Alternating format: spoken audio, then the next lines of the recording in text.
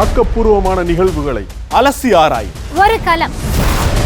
RDX திங்கள் முதல் சனிக்கிழமை வரை இரவு 7 மணிக்கு.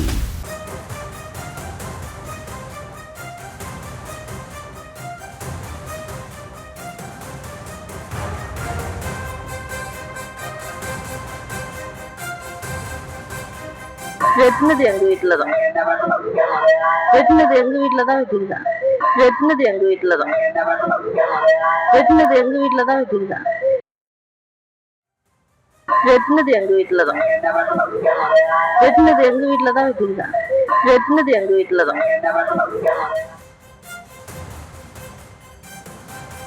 என் பிள்ளைதான் வயிறு விட்டு ஒரு பொண்ணு காதலிச்சாயா. சரி கல்யாணம் பண்ணிக்க சொன்னா, சரி உன் விருப்பப்படியே கல்யாணம் பண்ணிக்கப்பா சொன்னா. அவங்க ஆயப்ப ஒத்துக்கல, அந்த பொண்ணு விட்டு ஆயப்பா. சரி பொண்ணு விட்டு ஆயப்ப ஒத்துக்க, பொண்ணு ஒத்துக்கலப்பா, ஒத்துக்குதுப்பா. எனக்கு இருக்கிற ஒரே பிள்ளை நீப்பா, எனக்கு சொத்து சுகம் எல்லாமே நீதான். நீ அந்த பொண்ணை நீ மனசார கல்யாணம் பண்ணிக்கப்பா. எனக்கு 2 பொட்ட பிள்ளை அந்த துரோகம் பண்ண நான் விரும்பலப்பா. நீ தாராளமா செஞ்சப்பா. ஓகே நான் போலீஸ் எழுதி கொடுத்தாங்க. எழுதி கொடுத்துட்டு வந்து சரிக்கு போயல அவன் பிள்ளைய விட்டு என் பிள்ளைய வெட்டி கொண்டுட்டாங்க. நைட்டு 10:30 மணிக்கு நான் டியூட்டி விட்டு வரக்காட்டி என் பிள்ளைய கொண்டுட்டாங்க.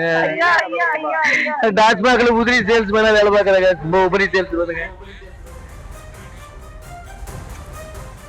மயிலாடுதுறையில் காதல் விவகாரத்தில் இளைஞர் வெட்டி கொலை செய்யப்பட்ட சம்பவத்தில் பெற்றோர் மீது காதலி புகார் தெரிவித்திருக்கிறார். விவரங்களோடு இணைகிறார் செய்தியாளர் செல்லப்பா. செல்லப்பா வணக்கம். இந்த சம்பவம் குறித்த முழு விவரம். வணக்கம் மகிழா.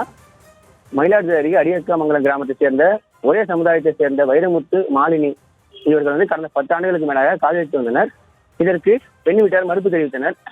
காதலுக்கு பெண் வீட்டை எதிர்ப்பு தெரிவித்துள்ள நிலையில் அடிக்கடி இரு குடும்பத்திற்கிடையே பிரச்சனை நிலையில் வந்தது. இந்த நிலையில் கடந்த சில தினங்களுக்கு முன்பு மாலினி தாயார் விஜயா வைரமுத்து வேலை பார்க்கும் இடத்திற்கு சென்று வைரமுத்துவின் பிரச்சனை ஈடுபட்டுள்ளார். அந்த வீடியோ காட்சிகளை நம்ம பார்த்திருக்கோம். அது மட்டும் இல்லாம தொடர்ந்து மாலினி குடும்பத்தினர் மயிலாடுதுறை காவல் நிலையத்தை புகார் அளித்ததன் பேரில் இரு தரப்பையும் அழைத்து காவல் நிலையத்தில் விசாரணை மேற்கொண்டனர். அதில் மாலினி காதலி மாலினி வைரமுத்துவுடன் செல்வதாகவும் ஒப்புக்கொண்டார். இதனால் மாலினி குடும்பத்தினர் மாலினியை நிராகரித்து காவல் நிலையத்தில் எழுதி கொடுத்துள்ளனர்.